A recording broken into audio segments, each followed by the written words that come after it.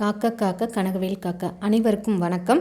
நான் நிறைய positive comments கூட சேர்ந்து பார்த்தது என்னென்னா, நான் சித்தரை உணரலை, எனக்கு எதுவும் நடக்கலை, மேஜிக் நடக்கலை அப்படின்ற மாதிரி நிறைய கமெண்ட்ஸ் பார்த்தேன். ஆக்சுவலாக சொல்லணுன்னா, நம்ம மனித மனம் எப்படி எதிர்பார்க்கும் மனம் அப்படின்னா, உடனே நமக்கு மேஜிக் நடந்துரும் அப்படின்றது தான் நம்ம எதிர்பார்ப்போம். ஆனால் அதுக்கு முன்னாடி நம்மளுடைய பாவங்களும் நம்மளுடைய கர்மாக்களும் அங்கே போய் முன்னாடி நிற்கும்ன்றதை நம்ம மறந்துடுறோம். அதனால தான் நமக்கு வேணுனே கடவுள் கொடுக்கல, எந்த சாமியும் எனக்கு கை கொடுக்கல அப்படின்ற மாதிரி நம்ம விரக்தி அடைகிறோம். கண்டிப்பாக நம்ம இருக்க சூழ்நிலையில் அப்படி தாங்க தோணும். நான் இந்த சாமி கும்பிட்டேன், அந்த சாமி கும்பிட்டேன், யாருமே எனக்கு துணையாக இல்லை அப்படின்னும் போது நம்ம அதை கொஞ்சம் உணர மறுக்கிறோன்னு தான் நான் சொல்வேன். ஏன்னா நம்ம செஞ்ச கர்மா முன்னாடி போய் நிற்கும். அது எப்படி உனக்கு நல்லது செய்ய விடுவேன் அப்படின்ற மாதிரி தான் ஃபஸ்ட்டு நிற்கும். அந்த கர்மாவை கொஞ்சம் கொஞ்சமாக தாங்க கழிக்கணும். நம்மளை துன்பப்பட வைக்கிறது தான் அந்த கர்மாவோட வேலையே. ஏன்னா நம்ம துன்பப்பட்டு அழுது தீர்த்து ஒரு மாதிரி மனசளவில் நொந்து நூடுல்ஸ் ஆனால் தான் அந்த கர்மாவுக்கு சந்தோஷம். அப்போ தான் நம்மளை விட்டு கொஞ்சம் கொஞ்சமாக விலகும். அதெல்லாம் நடந்த பிறகு தான் நமக்கு நல்லதே நடக்கும். இந்த சித்தரை கனெக்ட் ஆகிறதுக்கு நீங்கள் இன்னொரு வழிமுறையும் ஃபாலோ பண்ணுங்கள் அப்படின்னு சொல்லி நான் ஒரு ஸ்டெப் சொன்னேன். என்னென்னா, பிரபஞ்சத்து கூட கனெக்ட் ஆகுங்க. ஏன்னா அசோகா ஆஸ்ட்ரோ அவர்கள் சொன்னது என்னென்னா, பிரபஞ்சத்து கூட இணைபவர்கள் சீக்கிரமாக சித்தர்களோடு இணைபவார்கள் அப்படின்ற மாதிரி. ஏன்னா அந்த ஃப்ரீக்வன்சி டக்குன்னு அலைன் ஆகிடும். உண்மையாலுமே இதில் சயின்ஸும் இருக்குது. அவங்களுடைய ஃப்ரீக்வன்சி நம்மளுடைய ஃப்ரீக்வன்சி செட் ஆகும்போது நமக்கு அவங்களுடைய ஃபீல் கனெக்ட் ஆகும். அதுதான் உண்மை. அதனால் நீங்கள் பிரபஞ்சத்து கூட பேசுங்க அப்படின்னா, சில பேர் அதெல்லாம் நான் பண்ண மாட்டேன், எனக்கு ஸ்ட்ரைட்டாக சித்தர் தான் வரணும், மேஜிக் பண்ணணும் அப்படின்ற மாதிரி எதிர்பார்க்குறது நம்ம இப்போ இருக்க சுச்சுவேஷனில் அப்படி தான் எதிர்பார்ப்போம். பட் நீங்கள் யதார்த்தத்தையும் புரிஞ்சிக்கணுன்றதுக்கு தான் நான் சொல்ல வரேன். ஒருத்தவங்களையும் கஷ்டங்களையும் பார்க்கும்போது எனக்கு உண்மையாலுமே ரொம்ப கஷ்டமாக இருக்குது. இதெல்லாம் உடனே சித்தர் அருளால் டக்குன்னு நடந்துராதா அப்படின்னு தான் என் மனசும் வேண்டுது. பட் அதெல்லாம் உடனே நடக்கிறதுக்கு அவங்களுடைய பாவ புண்ணியம்னு ஒன்று இருக்குல்ல, கணக்கு. அது கடவுளோட நியதி. இதை நம்ம ஒத்துக்கிட்டு தான் ஆகணும். அதனால் உங்கள் மனசை ஃபஸ்ட்டு சாந்தம் அடை வைங்க. எவ்வளோ பெரிய கஷ்டம், சில பேர்லாம் நான் படித்தேன், தற்கொலை பண்ணிக்கிற அளவுக்கு கஷ்டத்தில் இருக்கீங்கன்னு சொல்லிட்டு. உண்மையாலுமே ரொம்பவே அது மன வேதனைக்குரிய ஒரு மனநிலைமையில் இருக்கீங்கன்னு தெரியுது. பட் எவ்வளோ மனநிலைமையில் நீங்கள் இருந்தாலும் நான் சொல்கிறத மட்டும் அப்படியே கொஞ்சம் மனசில் காதில் வாங்குங்களேன். அதை ஒரு 5 நிமிஷம் எல்லாத்தையும் ஒதுக்கி வச்சுருங்களேன். நீங்கள் எப்படி வாழணும்னு நினைக்கிறீங்களோ அதை போய் அப்படியே அந்த பிரபஞ்சத்துக்கிட்ட நான் இப்படிலாம் வாழறேன்னு ஒரு 5 நிமிஷம் கற்பனை பண்ணி அது அப்படி வாழறதாவே நன்றி சொல்லுங்கள்.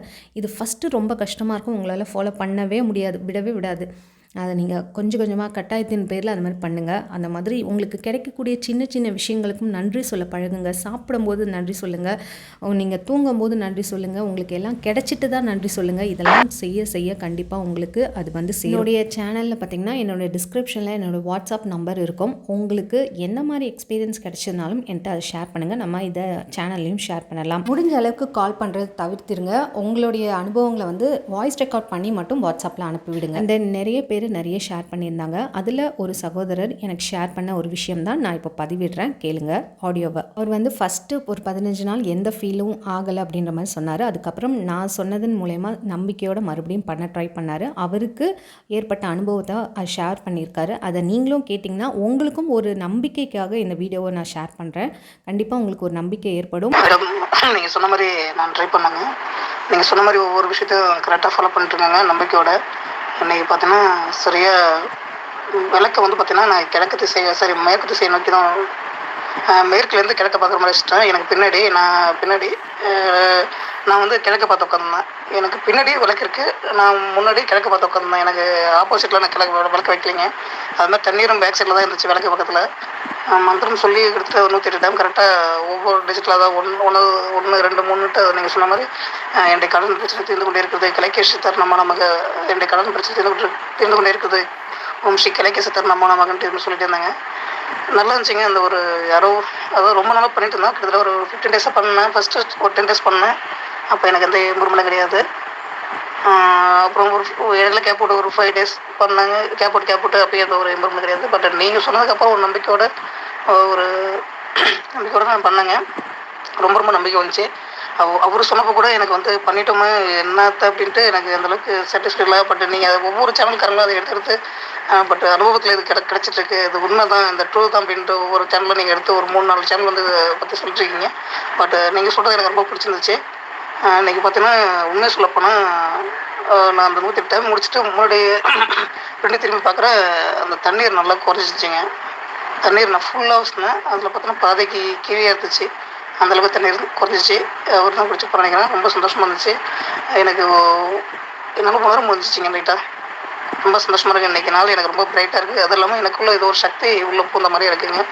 எனக்குள்ளே ஒரு ஆற்றல், ஒரு நிலையமாகவே நான் ஃபீல் பண்ணுறேன். இத்தனை நாள் இல்லாத ஒரு ஆற்றல், ஒரு ஃபீலிங் இப்போ கிடச்சிட்ருக்கு. ஆக்சுவலாக பார்த்தோன்னா நான் ஆன்மீக பாதையில் கால் எடுத்து வச்சு ரொம்ப நாளாச்சுங்க. பட் இந்த ஒரு அனுபவங்கிறது எனக்கு ரொம்ப புதுசாக இருந்துச்சுங்க. ரொம்ப நன்றிங்க.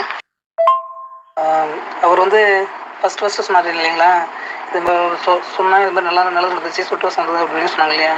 பட் நான் வந்து பயிற்சி எடுக்கிறதுக்கு முன்னாடியே ஸ்டார்டிங்கில் அந்த விஷயத்தை கேள்விப்பட்ட உடனே என் சுற்றி பற்றி யாருமே சுருட்டு குடிக்க மாட்டாங்க. சுருட்டு வாசனைங்கிறது கிடைக்காது, யாரும் குடிக்க மாட்டாங்க. நல்லா ஃபீல் பண்ணேன். நான் இருக்கிற அந்த திசையில் அந்த இடத்துல நல்லா சுருட்டு வாசனை நல்லா வந்துடுச்சு கமகமன்ட்டு. பட் நீ இந்த விஷயத்தை நீ பண்ணடான்ற மாதிரி எனக்கு ஒரு அறிகுறி கொடுத்த மாதிரி இருந்துச்சு. ஸோ அதை நான் எடுத்து பண்ண ஆரம்பித்தேங்க. ரியலாக ஃபீல் பண்ண முடிஞ்சிச்சு. அதுக்கு முன்னாடி இந்த ஜாதகக்காரர் வந்து சொல்கிறதுக்கு முன்னாடியே எனக்கு வந்து ஒரு ஒரு வயசான ஒரு கெட்டப்பில் வந்தாருங்க. என்னை நான் இப்போ சின்ன குழந்தை மாதிரி இருக்கேன். என்னை அழைச்சிட்டு போகிறாரு. அவர் ஒரு கைத்தாங்களே அழைச்சிட்டு போகிறாரு. எனக்கு சப்போர்ட் பண்ணுற மாதிரி ஒரு கனவு வந்துச்சுங்க. அந்த கனவில் ஒரு இவர் தான் எனக்கு வந்திருப்பாருங்கிறது அடுத்தது எனக்கு கொஞ்சம் கொஞ்சமாக புரிய ஆரம்பிச்சதுங்க. சரிங்க, நல்லதே நடக்கிட்டு தான் தொடர்ந்து நான் முயற்சி எடுக்கலான்ட்டு இருக்கேன். அது 200% நம்பிக்கையோட தான் நான் எடுக்க போகிறேன். ரொம்ப நல்லதுங்க, ரொம்ப நல்லது. இப்போ நீங்கள் ஒரே பிரச்சனையில் இருக்கீங்க. உங்களுடைய வைப்ரேஷன் எப்படி இருக்கும்னு நீங்கள் நினைக்கிறீங்க? நெகட்டிவ் வைப்ரேஷன் தான். அழுகையோ, சோகமோ, கோவமோ, ஆத்திரமோ இதெல்லாமே சேர்ந்து நமக்கு துரோகம் பண்ணிட்டாங்களே அப்படின்ற எண்ணம் உங்கள்கிட்ட வருது அப்படின்னா எல்லாமே நெகட்டிவ் வைப்ரேஷன் தான். அந்த ஒரு வைப்ரேஷனில் நீங்கள் இருக்கும்போது எப்படி சித்தரான பாசிட்டிவ் வைப்ரேஷன் கூட நீங்கள் கனெக்ட் ஆவீங்கன்னு கொஞ்சம் யோசிச்சு பாருங்கள். அதனால தான் நான் சொல்கிறேன், நீங்கள் எவ்வளோ பிரச்சனை இருந்தாலும் கொஞ்சம் காம் டவுன் ஆகுங்க, கொஞ்சம் ரிலாக்ஸ் ஆகுங்க. ஒரு 5 நிமிஷம் 10 நிமிஷம் உங்களுக்காக நீங்கள் நல்லா இருக்கணும், உங்களுடைய வாழ்க்கை மாறணும்னா கண்டிப்பாக நீங்கள் பண்ணியே ஆகணும். அதை நீங்கள் பண்ணிட்டீங்கன்னா உங்களுக்கு ஃபஸ்ட்டு கஷ்டமாக இருக்கும், 2வது நாள் ஒரு 10 நாள் கூட கஷ்டமாக இருக்கும். அதுக்கப்புறம் உங்களுக்கு பழக ஆரம்பிச்சிடும். அதுக்கப்புறம் மாற்றங்கள் சின்னதாக வரும். இது உண்மை. இதை நீங்கள் ஃபாலோ பண்ணிவிட்டு அதுக்கப்புறம் கூட எனக்கு கமெண்ட் பண்ணுங்களேன் மறக்காமல். இந்த மாதிரி உங்களுக்கு அப்டேட்ஸ் வேணும் அப்படின்னா சப்ஸ்கிரைப் பண்ணிக்கோங்க. இந்த வீடியோக்கு ஒரு லைக் போட்டிங்கன்னா இன்னும் பல பேர் கஷ்டங்களில் இருக்காங்க, அவங்களுக்கு இது ரீச் ஆச்சுன்னா ஒரு நம்பிக்கையை கொடுக்கும் அப்படின்றதுல எந்தவித டவுட்டுமே கிடையாது. தேங்க்ஸ் ஃபார் வாட்சிங்.